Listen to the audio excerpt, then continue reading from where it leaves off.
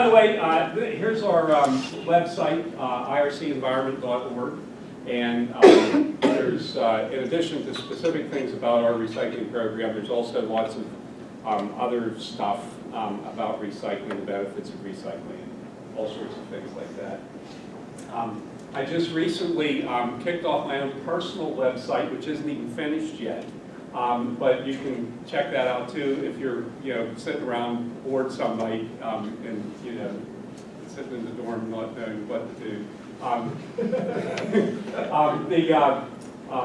I actually write a newspaper column on the environment every other week in the Altoona Mirror, and a lot of my articles, the archived articles, are in there, and there's a whole bunch of stuff on a wide variety of topics, and it might actually be interesting. I even do things on kind of like earth science type stuff. I used to teach earth science in a prior life at Bishop Guilfoyle High School. In fact, I had Nick's mother for earth science class, and we're walking into the auditorium to get lunch here just a little bit ago, and out walks one of my former students. And I coached girls basketball too, and she played basketball as well, and she actually works for the university now, so it's like really, that's kind of weird. I come from a very interesting background. That's a good segue into that.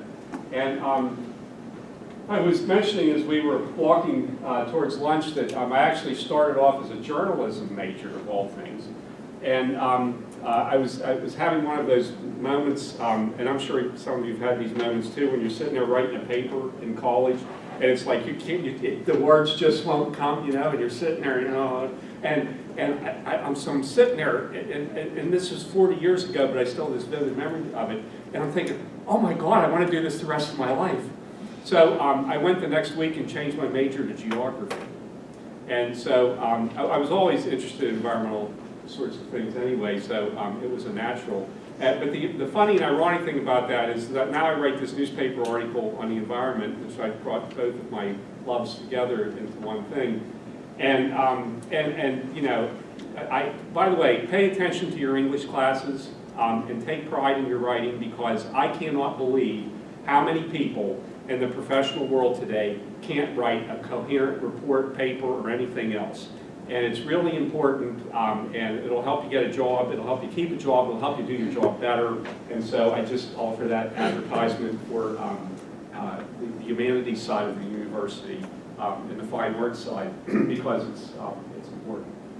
Okay, so enough of that. I have an hour and a half's worth of stuff to do in only 50 minutes, so I better shut up and get to the point.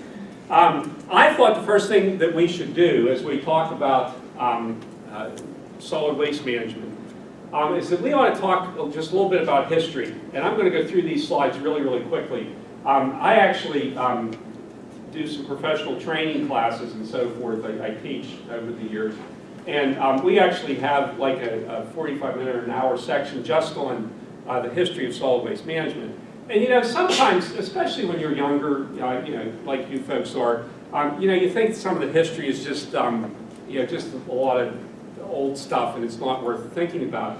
But the history of many scientific things and many, I suppose, engineering-related work too is really connected sometimes to where we've come from historically. And so I kind of note four relatively recent things, well, three of them anyway, because really the human race hasn't been around that terribly long when you compare it to the age of the planet and so forth.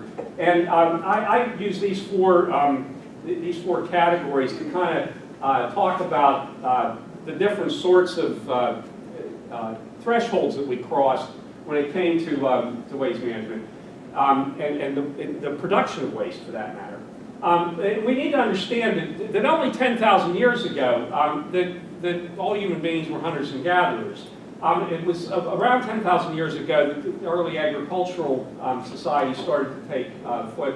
And it really wasn't until the Middle Ages that a significant number of people actually lived in what we would call urbanized areas. Then as we kind of spread our wings into the rest of the world, and here and Europeans came to North America and so forth, you know, there was another very distinctive threshold that was crossed. And of course, then somewhere around the late 19th century, early 20th century, things changed once again. This is kind of an addition to the evolutionary picture that we see so often. This guy here, of course, was not on the original picture, but has recently been added with his big gulp here, and you know, not maybe quite as physically fit as the fellows in the earlier part. So, and again, this is a chart that I could spend 15 minutes on, but I'm not going to do that today because we don't have time. But what I did here is kind of talk a little bit about how you know, social structure has changed over the years. And again, I'm not going to spend a lot of time talking about this, but I don't think y'all realize how things have profoundly changed just in your grandparents' lifetimes, okay?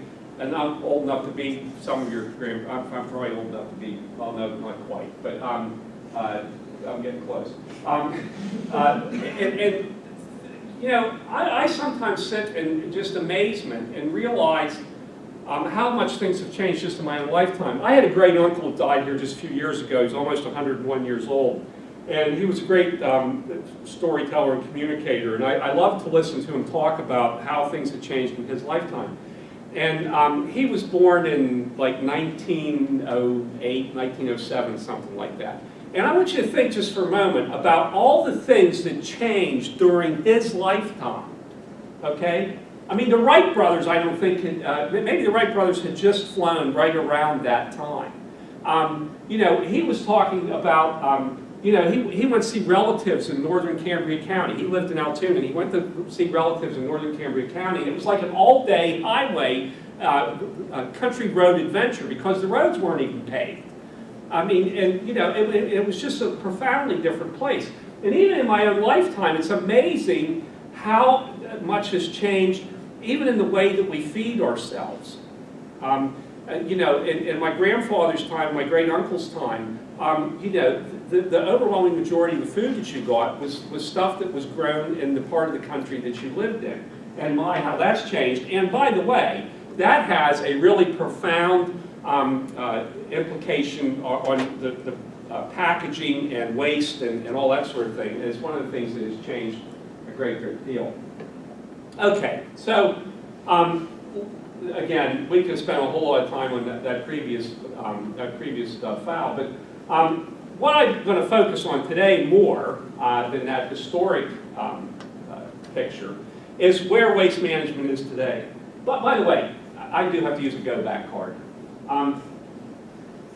One of the other things I don't think that we realize is that just in the last few hundred years, there have been profound changes, not just in the way we live and some of the other examples I gave here, but the sorts of things that we didn't realize and we didn't understand.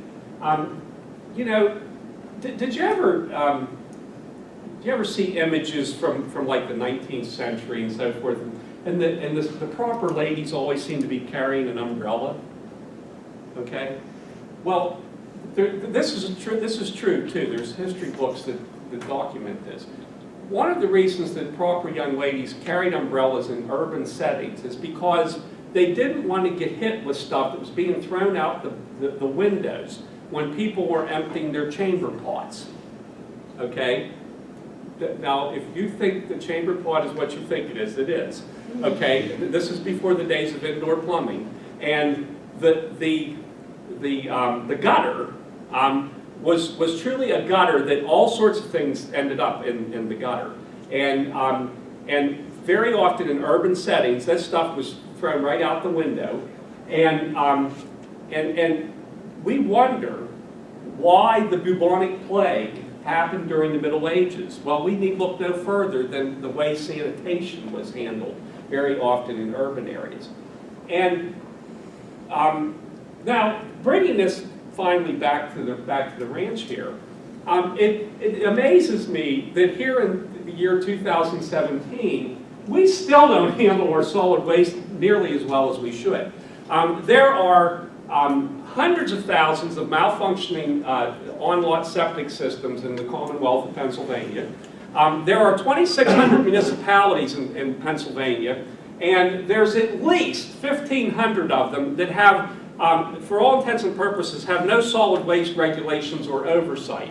And what that means is that people don't even have to have waste service, okay? Even in the city of Altoona, because we have multiple trash collectors in the city of Altoona, there's probably about 10% of the households that do not have regular trash collection service at any given time during the course of the year, okay? Now this is 2017, folks. And by the way, there's 64 municipalities in Cambria County, and there's 25 of them that do a pretty good job paying attention to this, and there's probably 15 of them that don't pay attention to anything related to solid waste management. They think that somehow magically divine intervention will take care of their solid waste management, and it doesn't work that way. I digress just a bit.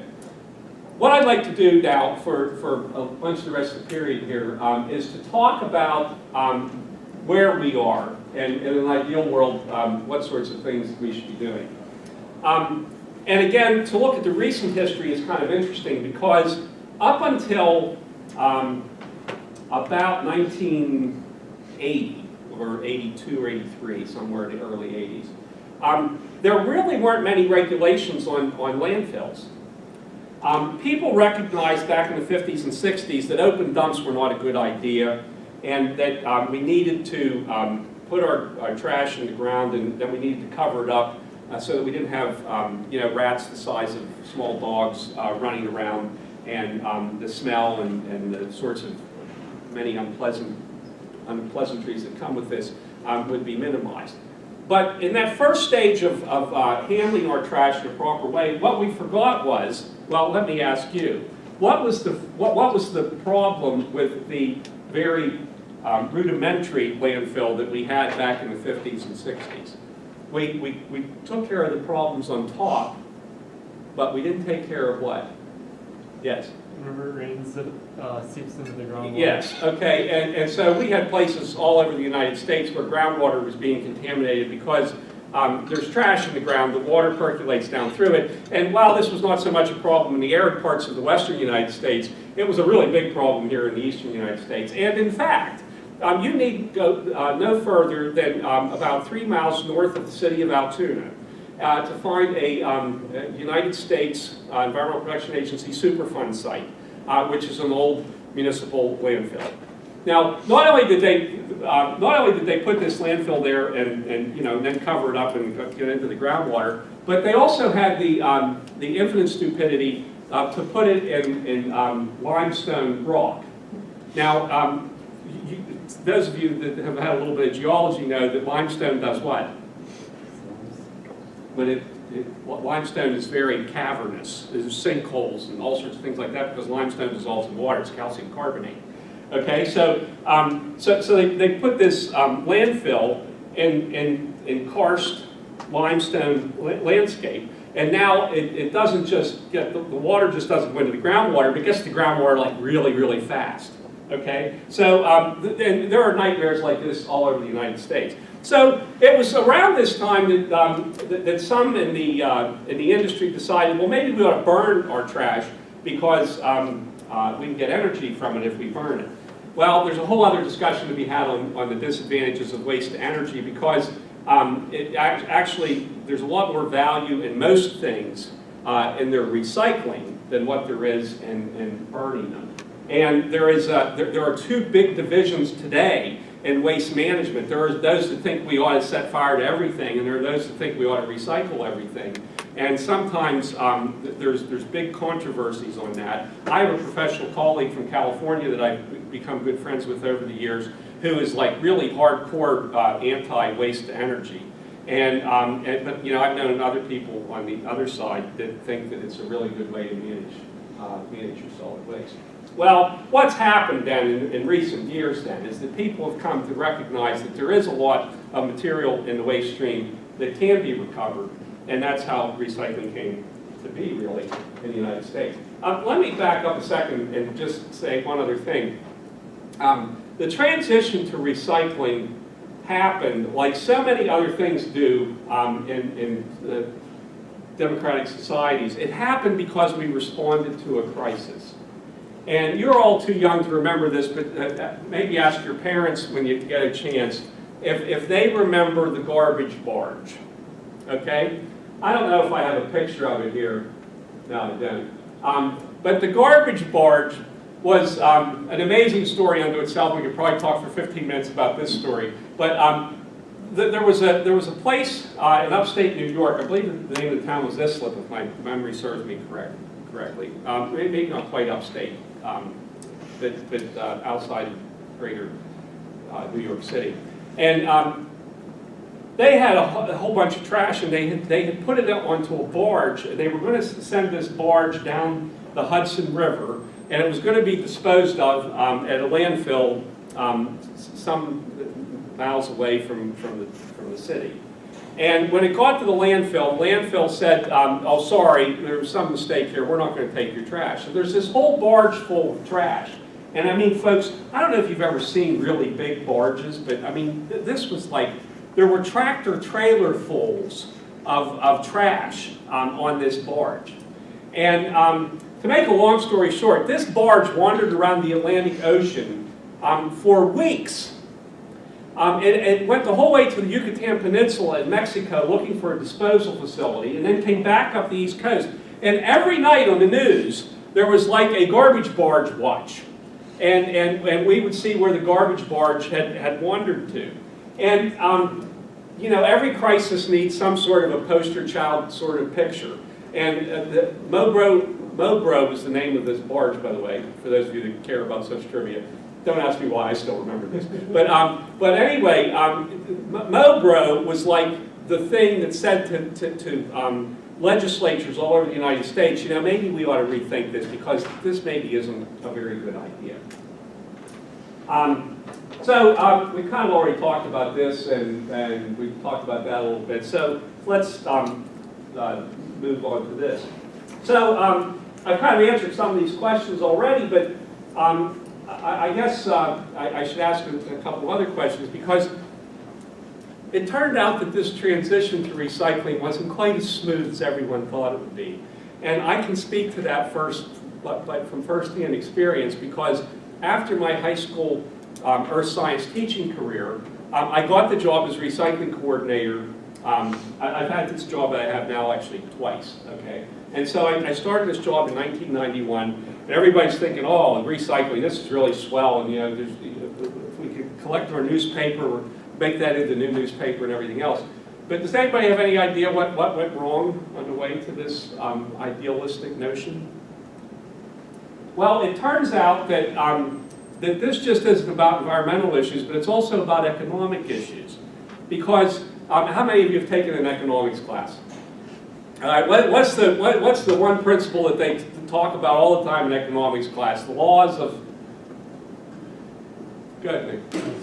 Supply and demand, okay? Well, what happens if you've got, you know, 20 mills in the eastern United States that take recycled newspaper, and all of a sudden, everybody in Pennsylvania is collecting newspaper? Well, there wasn't enough mill capacity to handle the paper. So this really swell idea that we all thought we had was suddenly hit with a dose of economic reality that you have to have, you know, kind of a system in place that enables everything to run smoothly. And by the way, here we are 25 years later after the recycling law was passed here in Pennsylvania, and we still have some of these supply and demand sorts of struggles. And again, this is another topic that we could go on about for another 15 minutes. I'm up to about 4 hours now, aren't I? The marketplace has changed profoundly just in the last 7 or 8 years because of someone that wasn't even part of the equation in 1991 when we first started curbside recycling in Pennsylvania. And who do you suppose this player is in the global marketplace?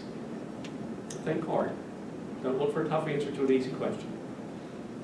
What economic force that really wasn't much of an economic force in 1991 is the biggest economic force in the world now besides the United States?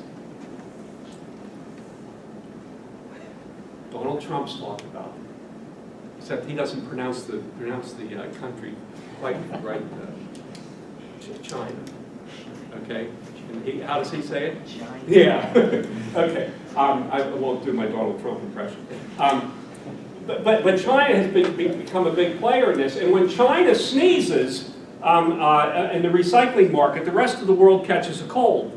And we're in the midst of one of these things right now because China got frustrated because they kept getting all sorts of low-quality recycling that was shipped from North America and sometimes from Europe to China. And China said, we don't want your trash anymore. And so the Chinese leadership said, we're going to put restrictions on these imports so that you can't send us your trash anymore. And it has profoundly affected what's happening here in the United States. So even though this sounds like a really swell idea, it's sometimes a bumpy road. Now, it's interesting, once again, if I might just take one more historic note here, to look at the evolution of the recycling industry in the United States, because it actually goes back very, very far. And when you look, even today, you're going to see that there's a lot of family operations. And by the way, there are jokes made. Do any of you remember, I'm probably showing my age, do any of you remember the HBO show The Sopranos? Okay, only a few people. Well, the Sopranos was a show about this Italian family that had a big waste collection and that might have had a scrap business as well. And but it was, even though it was a fictional show and there were all sorts of crazy things that happened on this show, the reality connection to the Sopranos is that there were then and still are now many multi-generational businesses that started, some of them in the late 1900s and certainly the early 2000s. And they actually went door to door in urban areas and collected rags, bones, and metal. And early on, by the way, a lot of us don't realize this, but early on rags were used even for fiber and paper.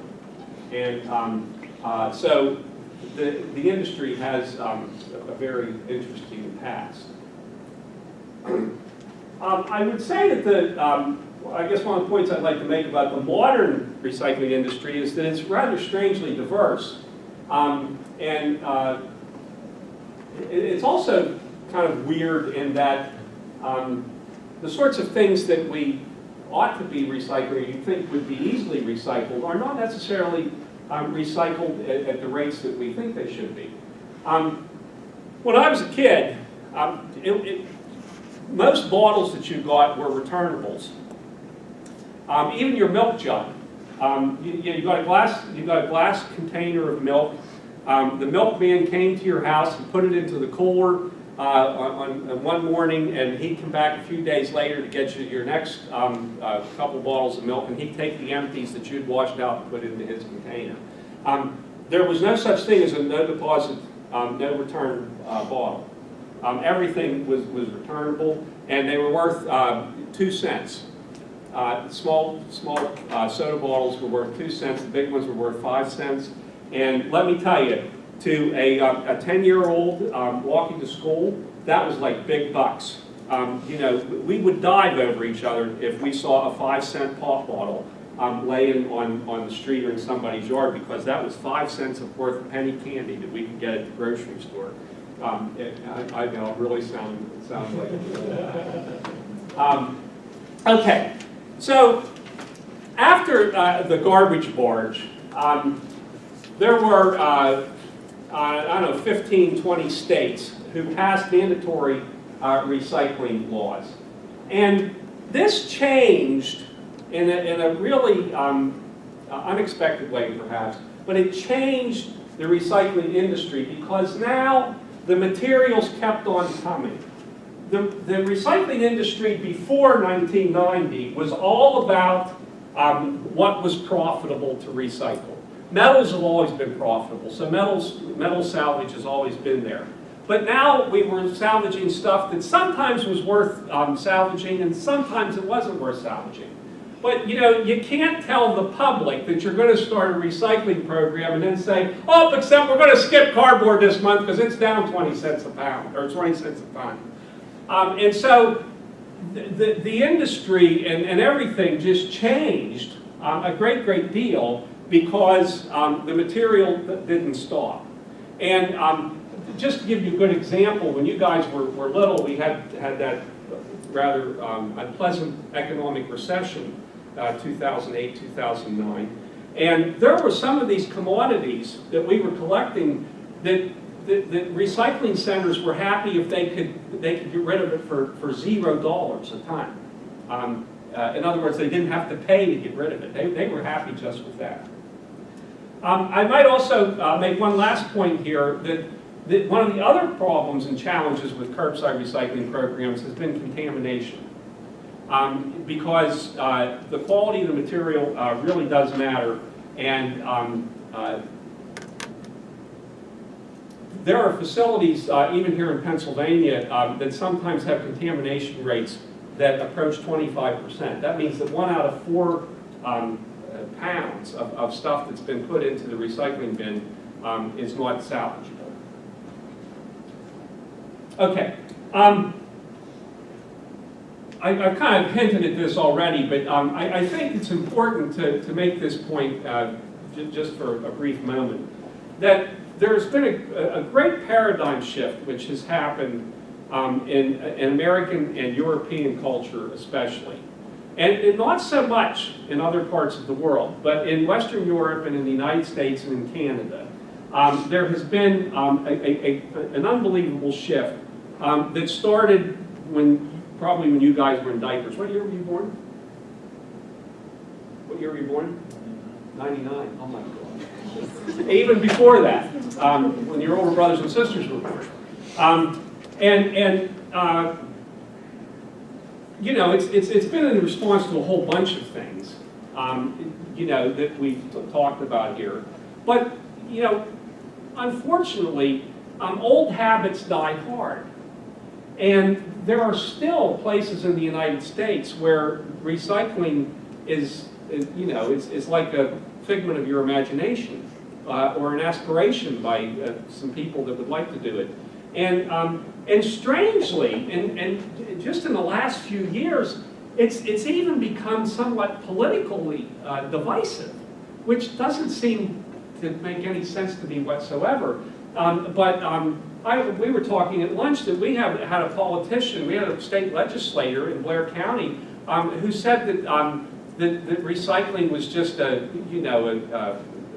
strange thing that was inspired by hippies and other dope addicts from the 60s. And I don't know if he said quite those words, but I mean, that was the sum and substance of it. And so one of my points here is that while we've made great progress, we've also seen that there's still much work to be done. And by the way, just a quick note about this. One of the people who has talked about the importance of a closed-loop society, one which reuses and recycles resources rather than throws them away, and talks about green business development and the fact that environmental stewardship can actually be good for business because you're reducing waste and you're reducing costs, is a fellow by the name of Paul Hawken. From Smith & Hawken, you might have heard of the company. And he's actually speaking at Penn State on November 1st, I think it is. No, I don't think I have the date. Oh, no, November 14th. November 14th. And I know that's a little bit of a drive from Loretto here, but if any of you get a chance to go up to that, I thought I would just mention it because it ought to be a good speech. I've never heard Hawkins speak at an event, but I understand he's a good and dynamic speaker too. Okay. Here are some figures for the things which are recycled in these parts and how much is recycled. I'm not sure if this is from I think this is from Pennsylvania, if my memory serves me correctly. Now, I mentioned to you before that we need to understand that this is a business, and there are actually usually 4 steps in this business. There's the collection, which is done by a local hauler or by your municipality, as the case may be. There's the initial processing, which is done at a local material recovery facility, which is, has the acronym MRF. Some of you have heard of that probably. There is often intermediate processing which takes place before it goes to the end user. There are a couple of good examples of this, by the way, here in Pennsylvania. There is a facility near Brockway, Pennsylvania, which is a glass beneficiation facility, which does the quality control on glass so that it's ready to send as cullet to a bottle manufacturer. So this step sometimes is very, very important, especially when it comes to things like plastic. I thought I'd take a quick couple of minutes to show you where some of this stuff goes here in Pennsylvania and what some of the prices are. Cardboard is worth about $110 a ton right now. It was up to about $130 a ton not too terribly long ago, but there's been, as fluctuations happen in the marketplace, a recent decrease in that price. And here's a map that shows where our fiber goes here from Blair County and probably from Cambria County as well. And you can see that fiber tends to stay in the same part of the country in which it is produced. Some stuff goes to some cardboard mills in southern Canada, but you can see that this really is a regional system when it comes to fiber. Plastic bottles are actually worth a fair amount. Pop bottles are, that's polyethylene terephthalate, about 13 cents a pound. Your milk jugs are about 28 cents a pound. The ones that are non-pigmented are actually worth a little wee bit more. And much of that goes regionally, but the PET actually goes, do you know what the most common use of pop bottles is for recycling? You might be able to figure it out from the map there if you can see the words. It's not back into new pop bottles, but it's into carpet, okay? PET is actually polyester, and it makes really good carpet, and the carpet industry in the United States is centered in Georgia and South Carolina. One of the other commodities that has a strong Pennsylvania industrial connection are metal cans, aluminum, and steel cans. Both go almost exclusively to mills here in Pennsylvania. Aluminum right now is 65 cents a pound. Steel cans about $140 a ton. Glass also has a strong presence in Pennsylvania, as I mentioned a few minutes ago. The unfortunate thing, though, is that glass, particularly green and brown glass, is not worth a great deal. $3 a ton and $5 a ton is really not very much, but it does have some value, and clear glass is a little bit more profitable. One of the other things that the recycling law in Pennsylvania mandated was the composting of yard trimmings, and as your teacher mentioned a few minutes ago here, we have one of these facilities on the edge of Blair and Cambria County, and we make mulch and compost out of this material, and we sell it for anywhere from $12 to $20 a cubic yard. That still doesn't quite pay for our operational costs, but it sure helps take the edge off. And this is really nice quality stuff, and those of you, how many of you have already been to our place and had the tour? Okay, and some of the rest of you will come this year, I guess. Okay. You'll get to see all of our operational stuff and all of our equipment and all that kind of business.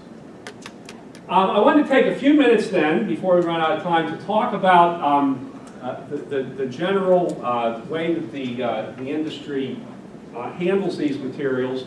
As I said in the title of this slide, it just doesn't happen. Even modest recycling facilities require a pretty notable investment.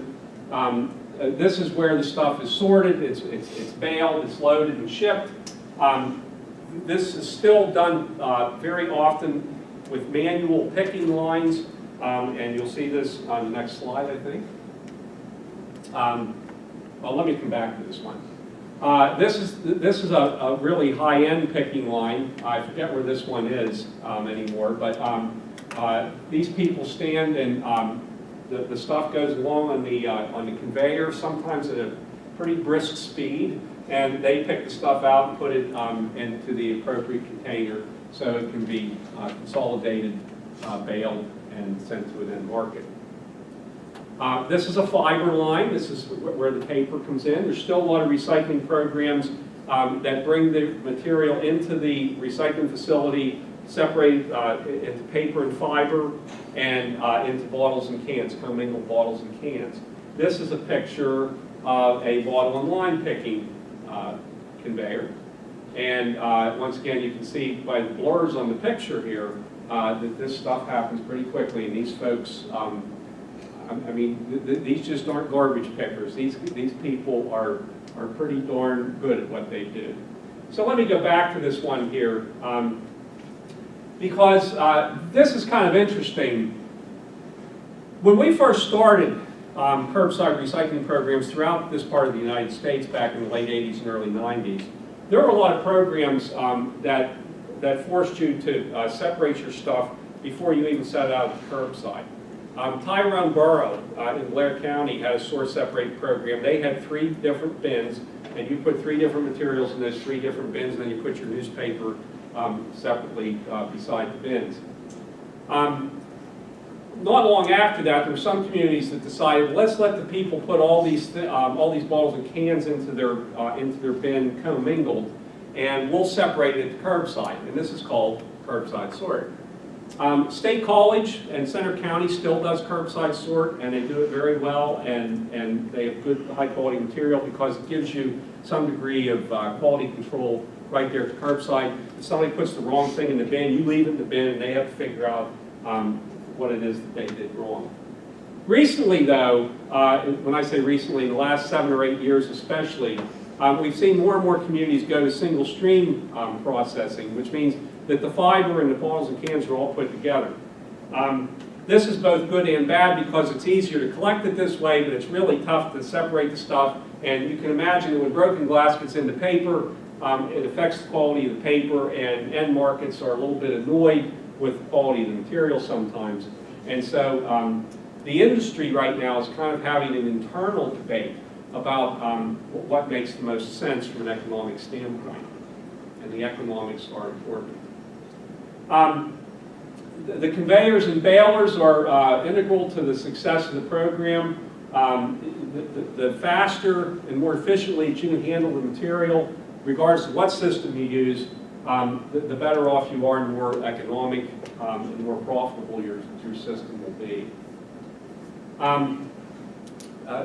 This might go without saying, but I thought it was a good slide to stick up here anyway. You have income from whatever tip fees you charge for the recycling, and you make money off of the commodity sales. And if you're a municipal government, you might be able to get grants related to your performance. But the capital costs are considerable. You always have the labor costs, and operations are not cheap. We don't do much recycling at our facility that you're going to see or that you recently saw. But on the composting side, our operational costs are considerable. We just bought a new grinder for our wood waste. You always tell your students to turn off their cell phones, and that's mine ringing there. I apologize.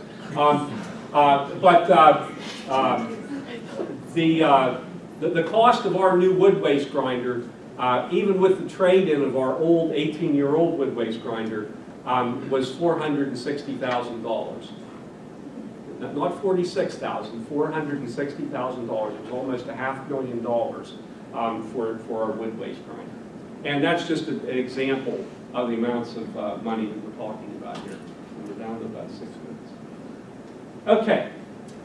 I've kind of hinted at this before, but this is not just about the engineering, it's about the practical and the economic sides of it. And there are so many uncertainties that plague recycling.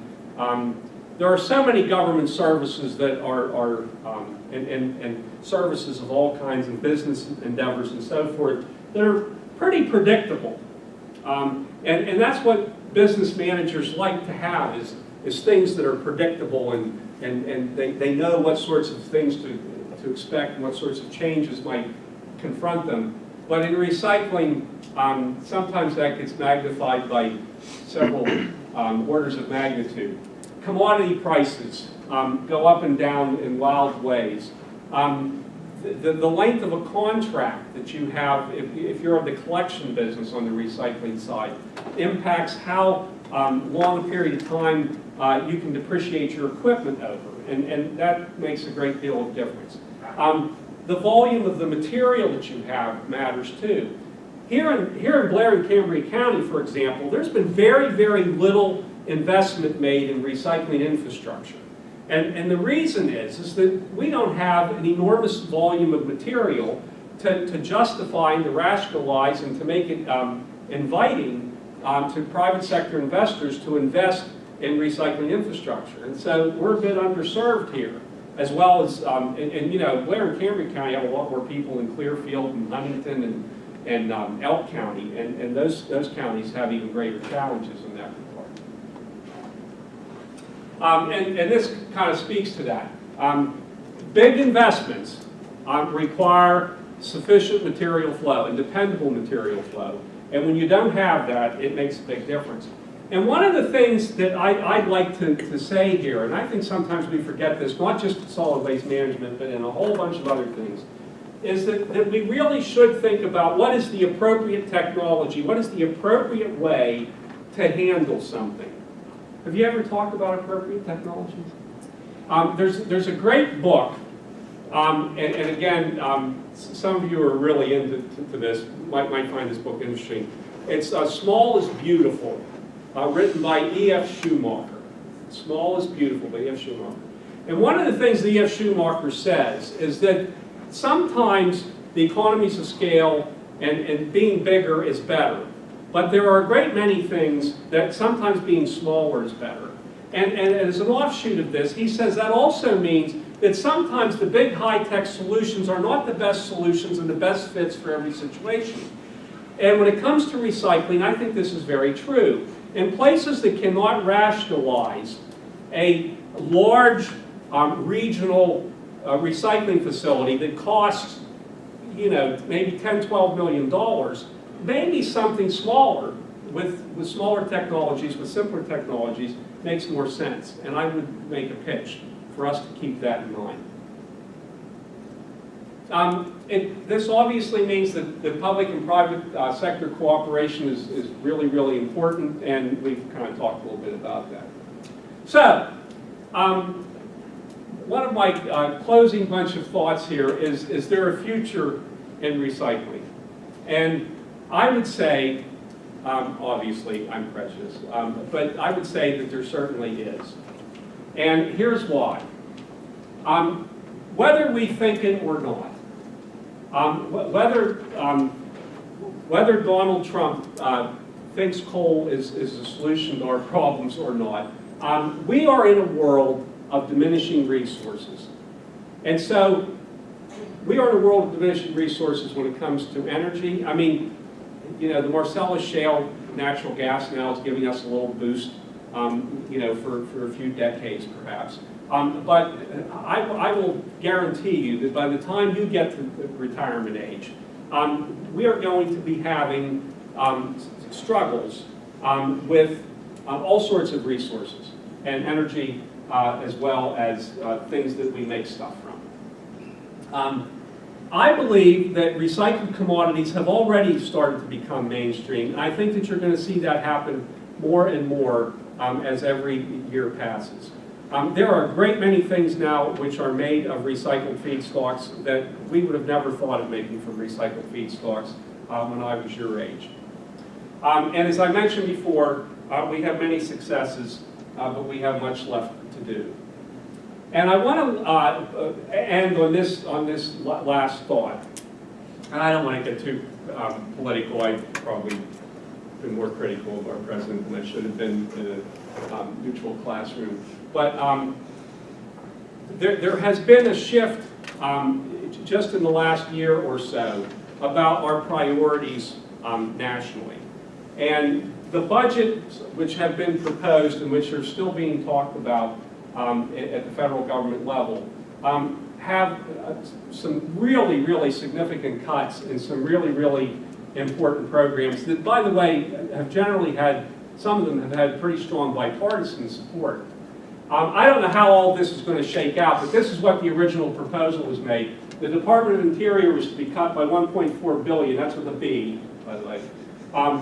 The US EPA was to be cut by $2.1 billion. The climate change line item and work related to that was to be cut by 70%. The Great Lakes restoration, which has been a great success story, by the way, and which has wildly bipartisan support, was to be cut by 97%.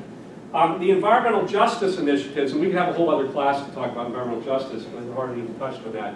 It was to be cut by 80%, Department of Energy by $1 billion, and the National Institutes of Health by $6 billion. And is that my last slide? It must be. And look at that, it's just 3 o'clock. So I'll end there because we're at the end of the class, but I will say if you have a question or a thought before we pack it up and go on to our next endeavor. This is a Friday, and I thank you for coming and staying alert and engaged for a Friday afternoon. And I'll answer a question or two as well. Let's thank our speaker.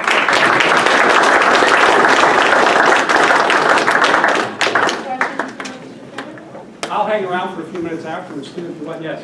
Who do you think plays the most influential role in the recycling process? The consumer, the manufacturer, or the government/municipality? Yes. All of them. All of them? Yeah, It's equal. yeah, and I think all of them play a very important role. And I'll just make this quick comment because I know people want to get going. It's 3 o'clock on a Friday. But I think sometimes each of the links in the chain forget how important each link is. And you, for example, I mean, we've had in the last year or two especially, we've had some really serious problems all across the country with greater and greater contamination rates, which is causing great problems for processors. And I go to, Penn State Altoona has a recycling program, and I go periodically to help them with things at Penn State Altoona. And I'm sure some of your classmates are guilty of this too. It's just unbelievable the crap that you find in recycling bins and the recycling that you find in the trash. And I guess my point is that it really is a chain. And we are one of those links. Business is one of those links. Government is one of those links. And if any, the industry is one of those links. And if any one of those break down or weakens, the whole chain breaks. And so it's really hard to say who's got the most in this game. I think we all have something in it. And I think everybody could, each of those categories, each of those links could do better than what they do. And I think that's one of our great challenges. Okay, I'll stick around for a couple minutes if you have other questions or anything. Oh, by the way, we always love interns at our place. Nick interned with us for 2 summers. We like to think that we have a really good intern experience too. So if any of you need an intern experience, please keep us in mind. We'd love to have you. Okay, thank you.